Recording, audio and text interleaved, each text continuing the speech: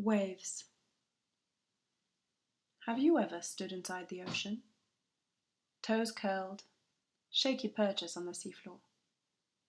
There is a lesson to be learned if you will stand and defy Poseidon inside his own court. Waves. They travel single file to hide their numbers. Waves, they suffer neither fool nor survivor. Waves, they just keep coming. The moon, she has no care for the divisions of your life. For these tiny boxes you amass and fill, compartments overflowing. Still she stands, looming as her soldiers consider their onslaught. Waves, breaking neither themselves nor each other. Waves at every side, there is no path outside of them. Waves, exiling you back to the shore. How long have you been standing there?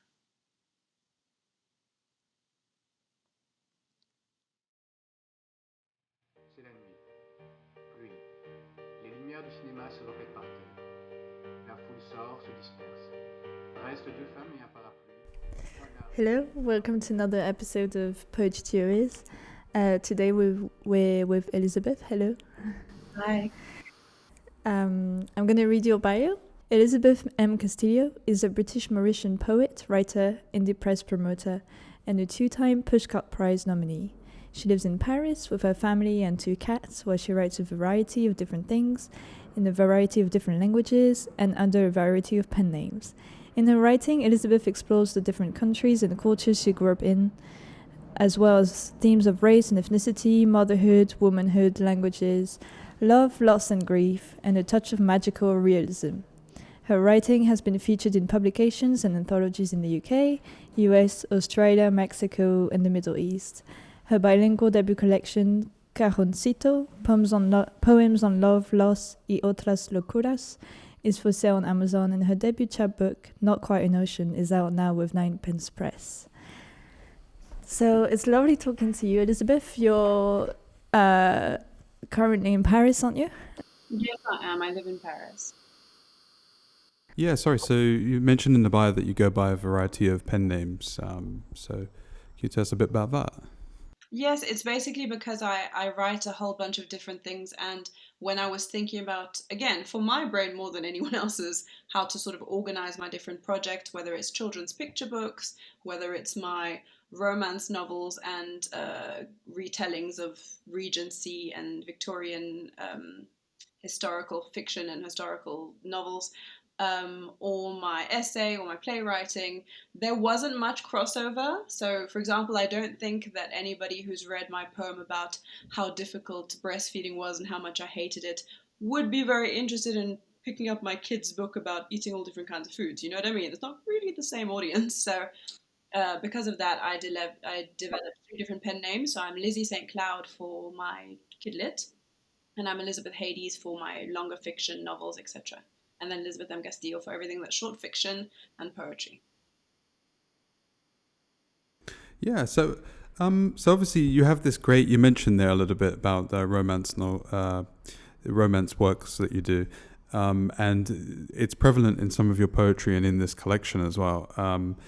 You have an affinity for kind of English literature. Obviously, you write in English here. But as we read in your bio, your background is very varied from the countries that you're from non-English speaking countries. So where did you get that? Where did you get that kind of love of English literature? I've always been educated in English. I was born in London, so I mean it just sort of part and parcel of it. Oh, you was born in London.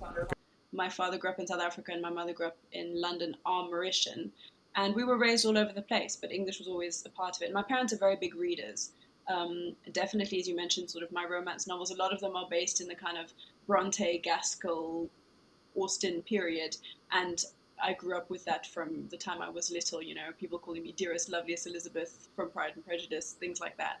So that's always been very common. And then being Mauritian as well, I grew up bilingual French with a bit of Creole, and then I learned Spanish and Portuguese later at university. Okay, yeah, so it's starting to come together now in my mind in terms of it is you living in Paris as well. It's even confusing for me. It makes for an interesting poetry mix. So, but so for you, it's the most natural language to write your poetry in, for example, is English. It is a language I've always been educated in, so definitely there is a facility for it. That being said, for some reason, there's also a lot of my poetry that comes out in Spanish, not in French. My muse has decided that it's not a fan of la francophonie, so maybe that will change. But definitely English and Spanish, and also because I'm working on a collection about Mauritius, there's a lot of Creole coming into. Mm. Where does the Spanish come from then? Because you, I think I saw you went to Latin America for a little bit, but otherwise, Well, how did you learn Spanish? I always loved it. As I said, I mean, I think Lulu, you must be bilingual too, at least. I grew up with English and French, and so they were like my brothers that were always there, and they're part of my life. And I do love them, and I get that they're good looking, etc. But Spanish, when I came across it as a teenager, through music and poetry that I found, I fell in love with it. It was the love of my life. I love the sound of it. I love the structure of it. I love the words. I love the way that it's so raw. And so I just pursued that into studying the language, traveling Latin America, working in Chile and Mexico for a while. And I've just never let go. I'm sort of that lover that will love forever my Spanish language. Yeah, I love it. And I feel like this collection, Not Quite an Ocean, is very tender and vulnerable and like lays out a lot of who you are. Do you feel like using English only has a meaning about what you're trying to say in this collection? Using English in this collection, did you say? Yeah, does it have a meaning to only use English in this collection compared to other languages? Not at all. It was very, very, it just, I mean, it sounds terribly artistic and pretentious, but the poems came to me in English. So I think there's one word of Spanish. There's cimientos in the second poem, but these poems they just came to me in English pretty much. I am looking at getting them published by the same person who translated by the same person who helped me translate Cajoncito, to see whether I can put together just for my Spanish speaking audience.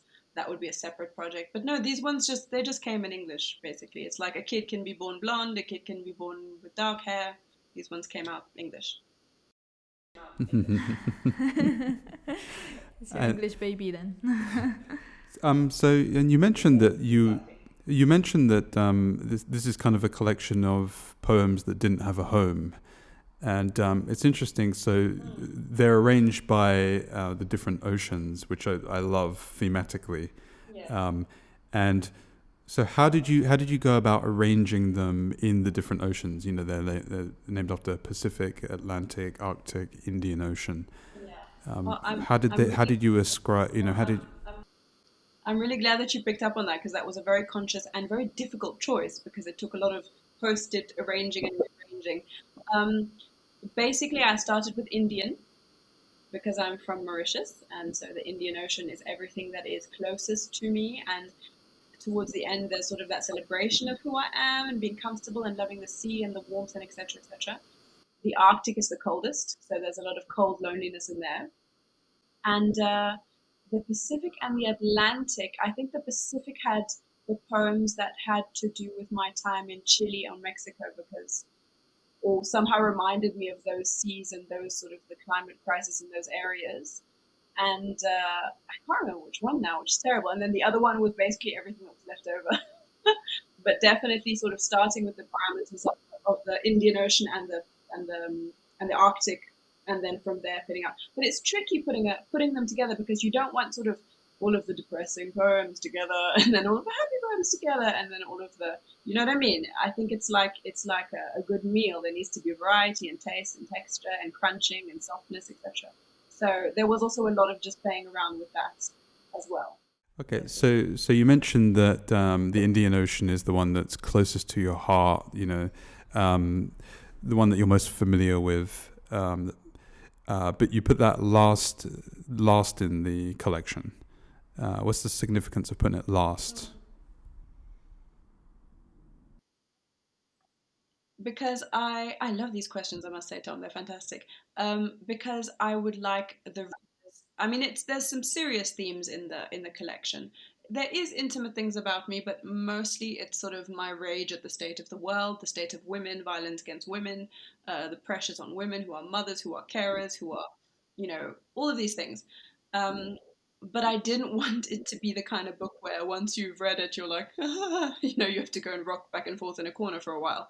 I wanted to leave people on a hopeful note and for it to be a celebration because that is the book itself, although it does delve into and interrogate all of these themes, it is, I hope, a message of hope and a call to action. And so that's really what I wanted to leave it with. But thank you for asking that because literally I did think, do I start with the happy? Do I end with the happy? Where do I put the happy? So it was a very conscious choice in that sense.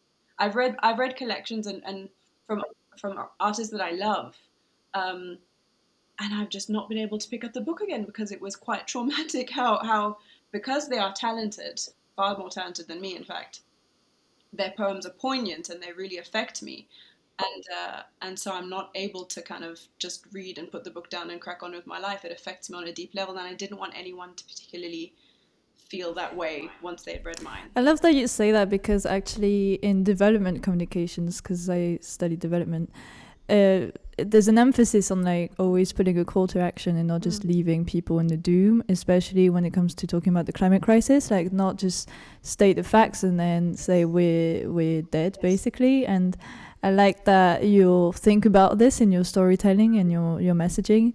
And I just generally I find your collection to be really well balanced in between the aesthetics of language and making you travel and like dream, and also making you aware and of issues that make you angry, and like this cry for action. I just feel like you would blend that really well. To Oh, thank you. yeah. Oh, thank you. It's a beautiful experience to go in. It's like very personal to you and also very anchored in the real world. And if I'm gonna follow that with a question, I think it would be, how did you choose who to include in your poetry? So you include like Sarah Everard and like some literature references and Greek mythology. Like, how did you choose what to include? Yeah. I must say I didn't. That is kind of the fruit of the collection being made up of sort of so many poems that were out in the wild, kind of thing. Is that there wasn't necessarily a guiding theme. I happened to have a poem about Sarah Everard just because I had so much rage over that and a lot of other things that went unreported in other countries. And then I had a poem after I read Madeline Miller's Circe, and I just saw her descriptions of Thetis. I wrote Nereid, and then Lucille Clifton again. After reading her collection, I was inspired by that. So it wasn't necessarily a conscious choice. It was only afterwards that I was like, wow, there's actually a whole bunch of different homages, if I could put it that way. Like there's even Bertha Mason was very hard done by in Jane Eyre. Let's be honest now, poor thing. So there's all of these things that were just really pretty much randomly there, and in the acknowledgements I thank all of them because there wouldn't be these poems without them. Hello, Lulu here. I hope you're enjoying the conversation so far. I have an exciting announcement to make before you can continue listening. Poetry to Your Ears is now sponsored by Benki Publishing. Benki Publishing is an indie micro-publisher that champions neurodiverse artists and writers from other marginalized groups. So you can get a 10% discount on all books with the code Poetry to Your Ears 10. This code doesn't apply to zines, but it covers all books on their website, which is www.bentkeypublishing.co.uk. The code and the website link will be written in the episode description. We hope you find a poetry book you like, and tell us on social media if you purchase one. Now, back to our conversation. This is Lulu from the future. Unfortunately, we had issues with the recording, so I'm going to read for you The Cancer by Elizabeth. So thank you for bearing with me. the cancer. The earth was held between two breasts, warm and safe from beasts inside. I need to do it again. The cancer. The earth was held between two breasts, warm and safe from the beasts inside. The world was kept against her chest, milk from one, salt water from the other. The world was split along her middle, one half wrenched like a joint from a socket, like a feeding calf from its mother, the other severed, long, painful strokes, and she cried out, this bleeding earth, with every motion the fault lines cracked. The oceans stood to attention, bursting their banks, covering the earth, only volcanoes left standing, spitting fire and ash from their gaping mouths. There was no alternative. It had to be done. Letting the blood deep from the earth's core, and after the rubble, after the rains, after much digging, beneath each breast that cradled the earth, lay the cancer they had buried there long before. This is excellent. This is something you do really well in the collection, which is the kind of double meanings of using the ocean. And sometimes it's very difficult to tell whether you are talking literally about the ocean or whether you're talking metaphorically about the ocean. And I think this is an intentional, great. Yeah, and it's something you do really well in the one of the poems. I can't remember the name, but it's kind of who will hold the ocean? Who will hold the ocean? Yeah. Okay, so that's actually an interesting question because, and those two poems that you mentioned are a good example of that, The Cancer and Who Will Hold the Ocean, which I'll read in a minute, because The Cancer was inspired by a generative poetry workshop on cartography, so we were shown different maps and told to write about it. And the one that inspired that poem was an old world empire colonial map where sort of the globe was split in two and it was basically two spheres. And when I saw it, I was like, that looks like boobs. So I wrote the earth was held between two breasts.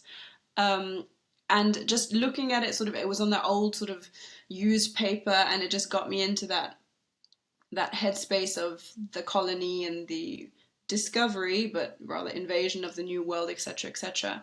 The race for Africa, the race for Latin America, and it got me thinking beyond that about how all of the problems of the climate crisis that are linked very clearly to capitalism, all of the capitalism that started in the colonies, during the times of empire, how no matter what we do, no matter how little plastic we use or how green we go, we can cut and cut and cut away at the illness, and somehow it's still there. And there was also at the time two very good friends of mine, one who actually passed away from breast cancer. And I remember seeing her mastectomy scar, and there's something about the devilishness of that disease, that you can be cured and in remission and well, and then years later it was actually always in your body. And all these ideas just kind of cohese together to bring that sort of sense of frustration of how much we do and we fix and we heal and we mend, and yet it's still there. And because again, it's not a poem about cancer, it's not a poem about the colony or the empire or capitalism. There's a lot of different things in there. So I don't really have the luxury of making it about any one of those things. Otherwise, it would have been a completely different poem. And I like that also in something like that, anybody can come to it and read what they want. Some of them clearly are like, oh, this is about breast cancer, whatever. And others are like, this is clearly about, the climate, the problem in the climate change, or this is about the volcanoes in Mauritius, or you know what I mean? Everyone gets something different out of it. And the other poem, which I'll read in a second, Who Will Hold the Ocean, that came from a place of very personal metaphor. I remember one of the lines that started it was literally something I wrote about myself. It was like, one of those days where I'm a homeschooling mother of young children. I have an elderly relative who has dementia, lives with me. I'm a teacher. I do charity, but there's lots going on. As in the lives of most women, there's a lot going on, and you give and you give and you give. And society and society's mindset and the structures around us and the structures of power are not designed and are not willing in many cases to give us the spaces of rest and respite that we deserve and that we need. So it came from that place of, I'm giving and I'm giving and I'm giving, but who's going to give to me? I'm serving and I'm serving and I'm serving. I'm keeping safe, I'm feeding, I'm nourishing, I'm nurturing. Who's going to do that to me? And not me personally as Elizabeth M. Castillo, but me as in all the women like me. And from there, the parallel with the ocean is very simple, because, to be honest, if I were to write an essay about it, I would write about the struggles of womanhood and how it's difficult to raise children without a village, all of that. But this is not an essay, it's poetry. I don't necessarily want to say, I'm so alone, no one's taking care of me, you know what I mean? So it ties in very nicely. And as I was writing it about myself, or, myself as the speaker, the metaphors, because it's a completely metaphorical poem, just came naturally, the metaphors of, there's a line about oil spills, and in fact Mauritius in 2020 suffered a catastrophic, devastating oil spill that to this day has not been brought to justice. And I just paralleled that with, for example, the food that we eat. Not so much in France, we're very lucky where I live that there's a lot of government help in making sure the food that we eat is natural, but all over the world it's in capitalist interest to keep us full of chemicals and processed things and whatever, and yet we're supposed to be productive and produce and this and that when our bodies are failing us because Big Pharma wants to make money, So that was one of the examples in which the parallel between the ocean still having to do her job while being full of rubbish was clearly paralleled with, women everywhere, basically.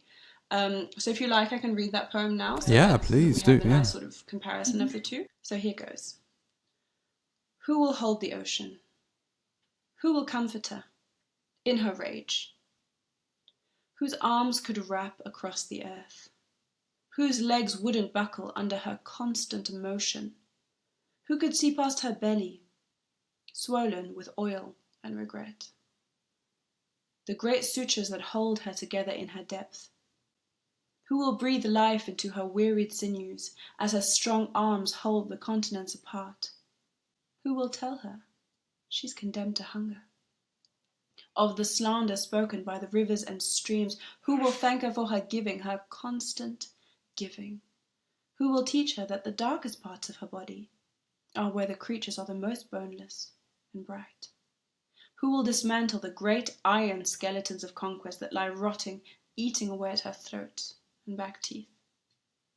Who will whisper eulogies to her salt, to her sand? Who will defy the moon and the white tyranny he holds over her?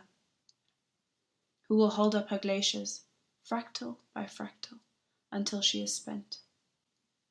Who will comfort the ocean? Who will hold her ends in place?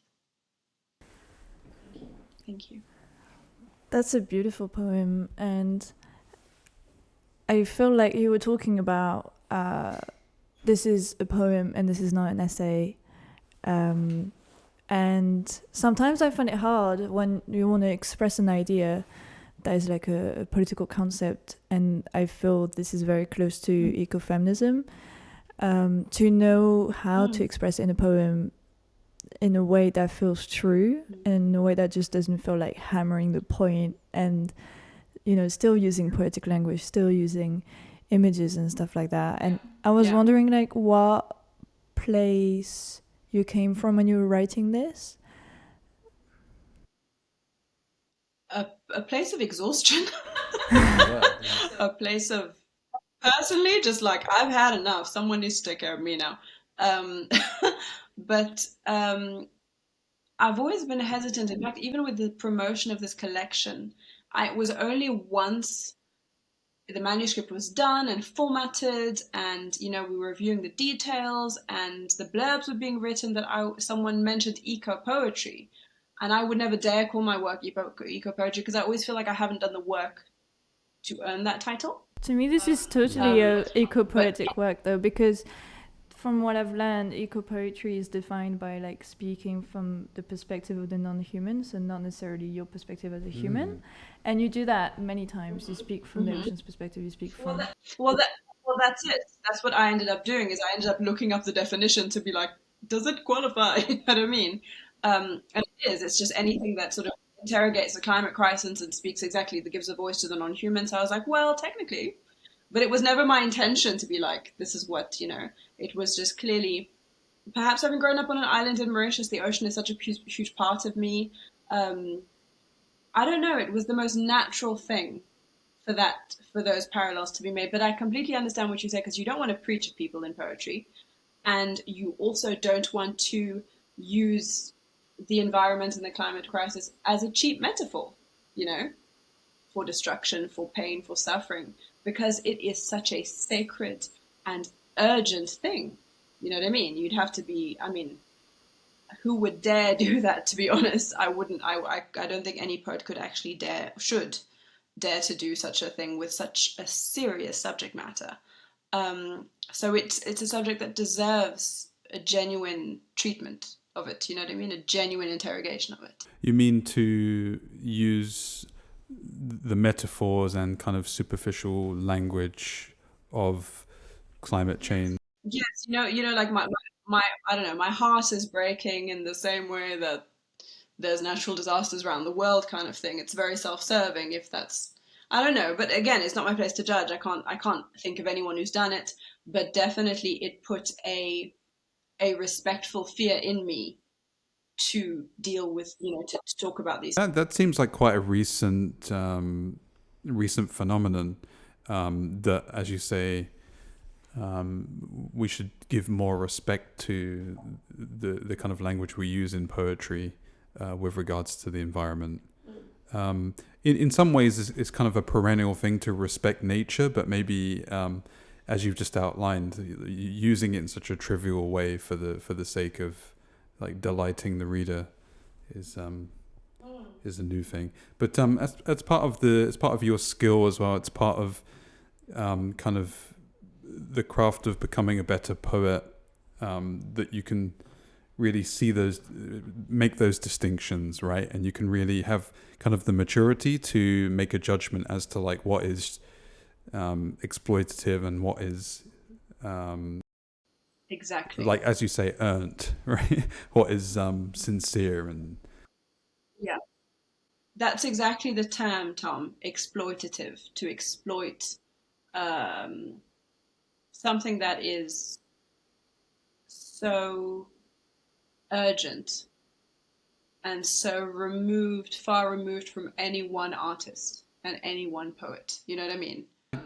Could you forgive a young poet from maybe doing that by accident, though? Somebody who's not as maybe. Of course, I'm very forgiving. So you do you. Anyone does anyone. But I would not want to. It would jar my reading. You know what I mean? It would be like, this feels gratuitous, kind of thing. I hosted a series on my blog for 3 years, in fact, of interviews to promote other indie artists and writers. And I had to say no, and then I did try to say yes to everybody. A nice mix of diverse people from all sort of walks of life, especially women of color, but everybody, because we all need a little bit of a help sometimes, don't we? The only person I said no, the two people I said no to were people who did not. It wasn't about the climate crisis. It was about it's a phenomenon, white guilt, white supremacist guilt. And although their work was great, although the words in the poem were craft-wise were enjoyable, there was such a feeling of gratuitous.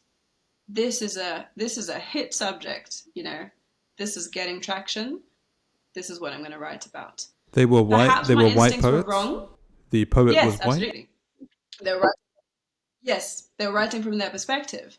But it read like something that either needs to be a piece of memoir for yourself, um, because there was something in it that was exploitative. It was around the Black Lives Matter movement, and there was something in it that felt like, because this is a subject, I'm going to write about it, rather than, I don't know. It felt that way to me. Perhaps I was wrong, but I did use my freedom, because it was my platform and my space, to say, you know what?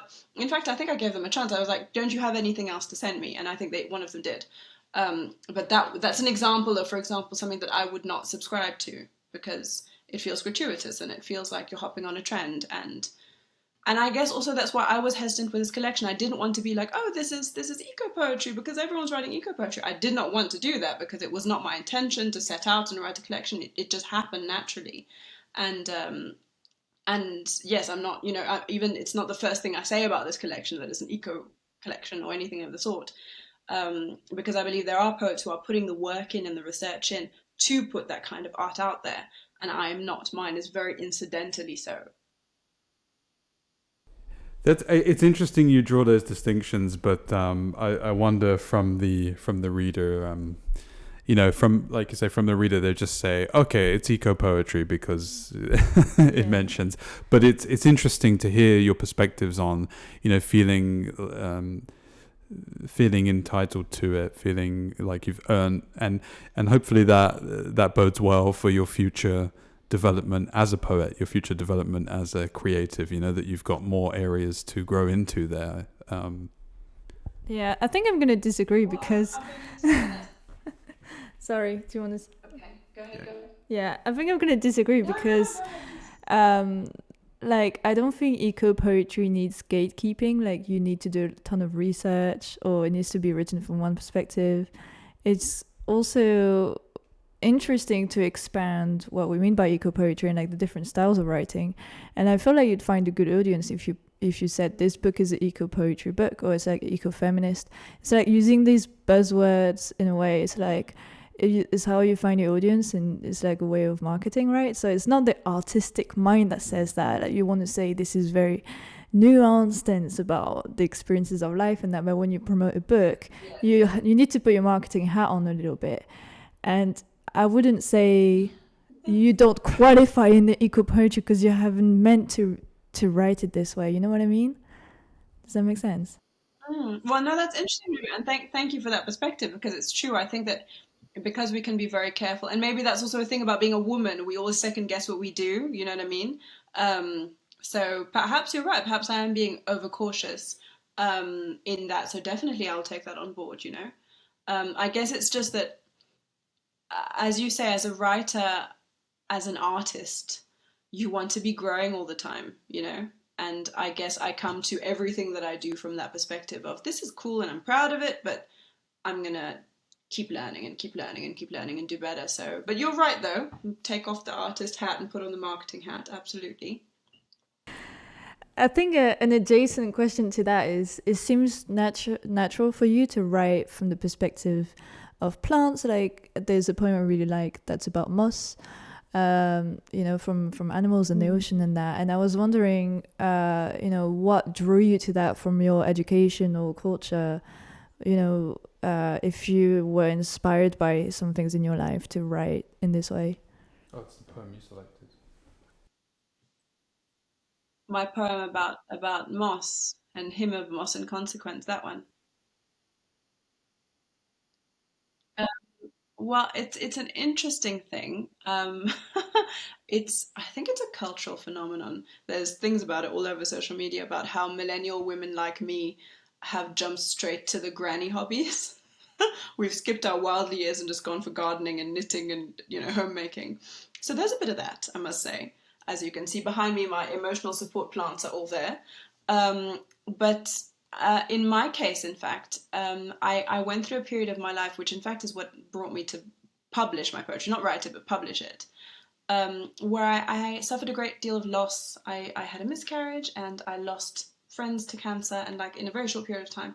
And there was a lot of grief just suddenly in the space of 6 months. And one of the ways that I found myself dealing with this grief, and this is obviously a very personal thing, this is me as a person, not necessarily as a poet, was I suddenly became obsessed with plants. I was repotting and what do you call it? Propagating and obsessed. And one of the things that I'm still obsessed with is moss, because it's so beautiful and sensual and it just cracks on with life. It doesn't need anything. And it came from there, and it's only now looking back that I think it is because there's something about nurturing something that grows, maybe that was feeding or not feeding, but comforting the grief inside of me. And that's really where it came from. And it has become, I'm afraid to say, an obsession with plants because I do love growing things. I love seeing my children grow. They're a bit noisier and a bit more demanding, but I love seeing them grow. I love seeing my cats grow. I love seeing fish grow. I love seeing plants grow. And there's just this need inside of me now. I also think it is possibly a very biological feminine thing to nurture things that grow, possibly that instinct to have lots of things that you're taking care of that are growing. That's what I would say, having seen sort of my girlfriends around me and my female relatives, etc.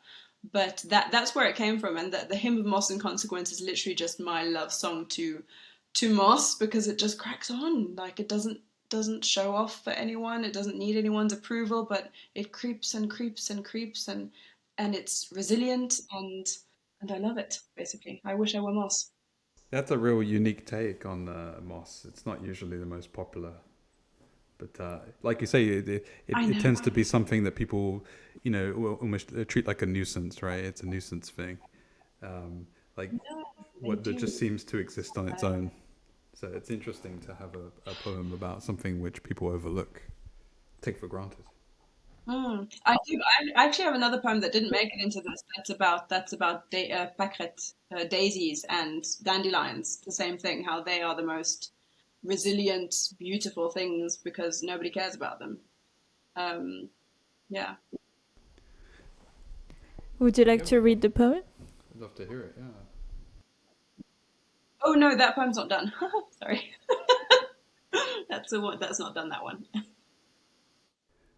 The hymn of moss and consequence is the one that. Sorry, that one. Oh yes, of course. But I need to find it. I don't have it in front of me. You have two poems about moss. No, she's got a poem about daisies. Daisies. Oh, I see what you mean. Yeah. Sorry, we got mixed up there.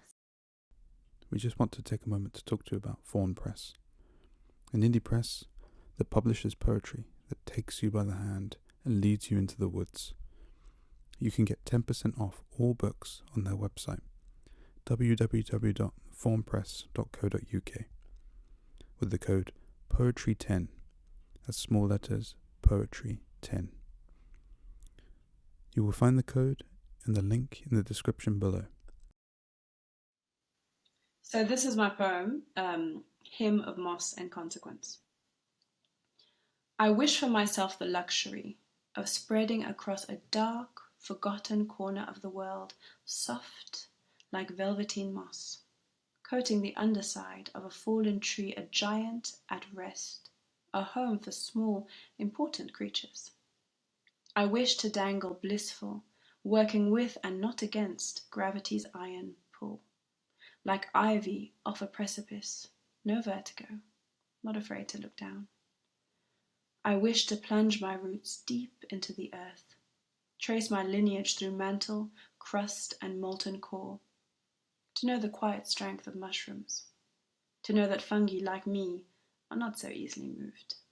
Creep, goaded by the sunlight, creep outwards to fruit and flower like lemon thyme.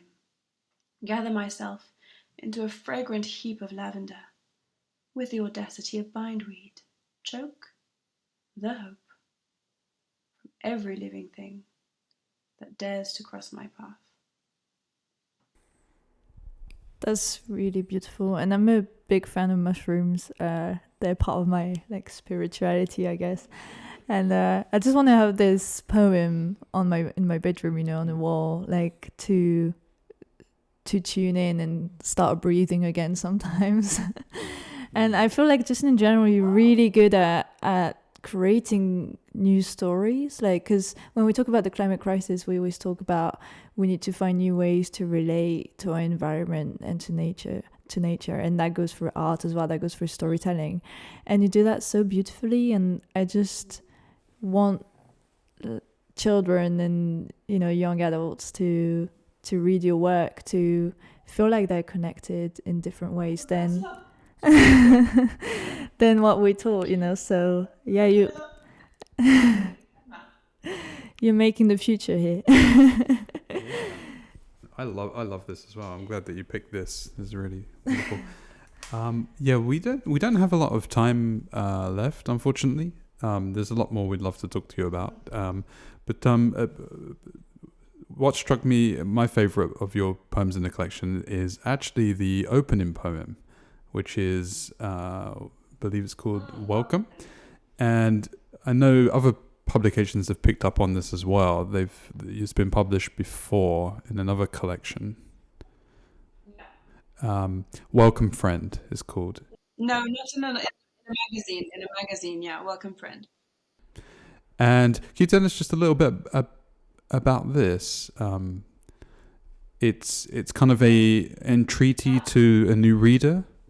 Could be. I'll tell you all about it. I love this poem because this is the poem, one of the poems that I think possibly at least 10 people have read, sort of, helped me be to read and proofread and then, whatever.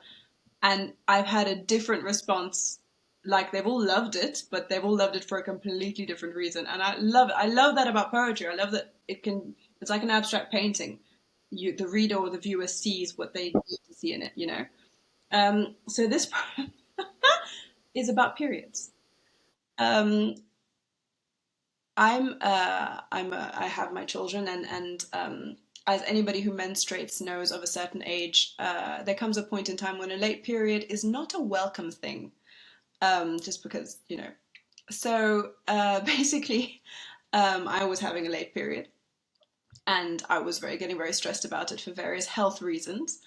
And when it finally arrived, I was so relieved that I wrote this poem, Welcome Friend. But I didn't just write it in terms of, thank goodness I'm not pregnant.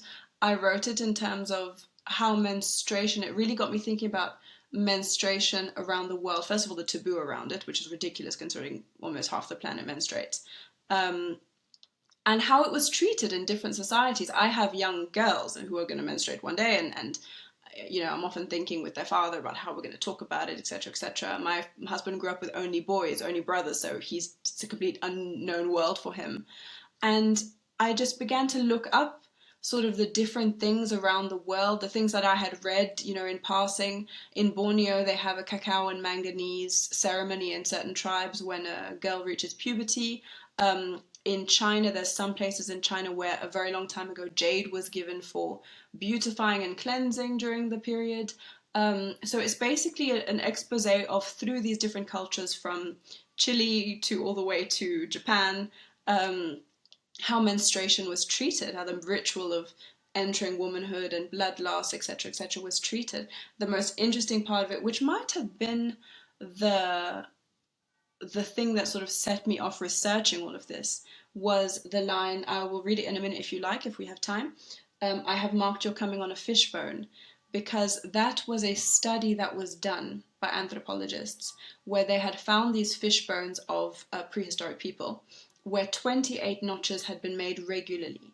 And because it was a male-dominated field, they had all assumed that it was men keeping time, whatever, until a female anthropologist came in and said, why would a man need to measure 28 days? This is clearly a woman's doing. She's measuring her cycle because, they obviously had not really many other ways of keeping time.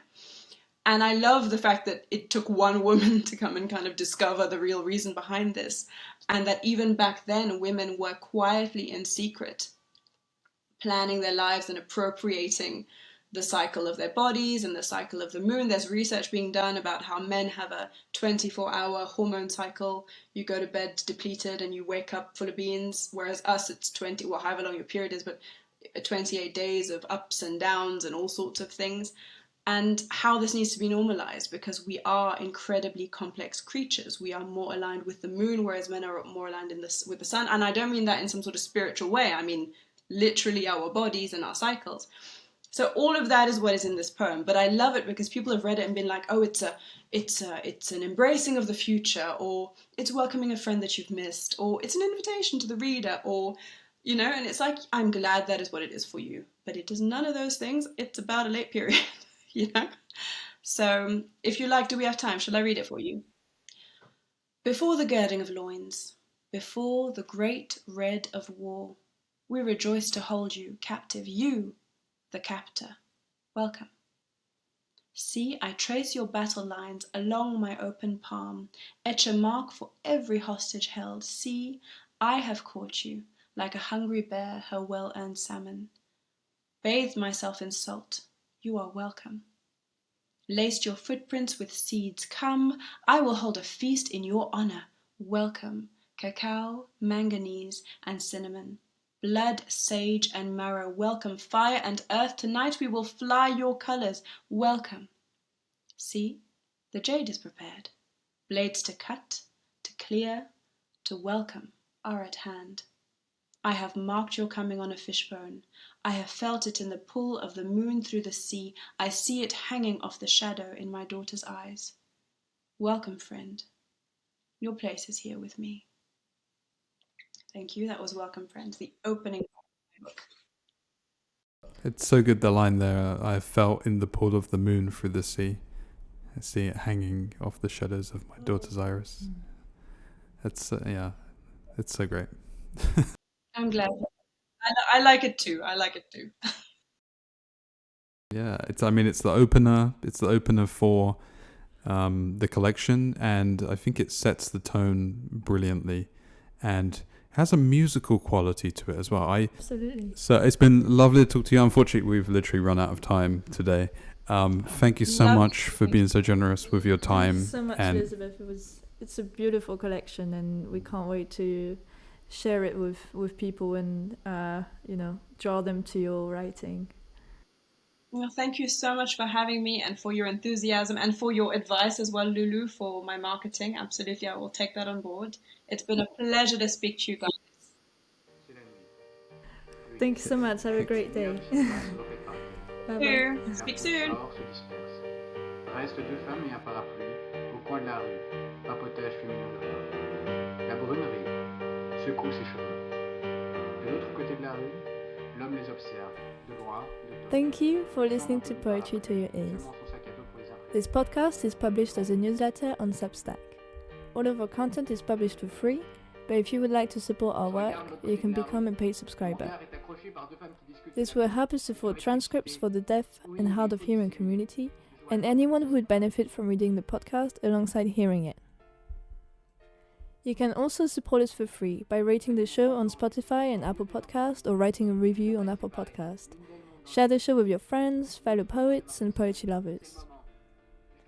If you want to interact with us, you can follow us on @poetry2yourears on Instagram and @poetry2 on Twitter, or you can also write a comment on Substack.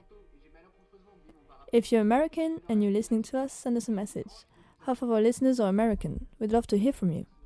Until next time!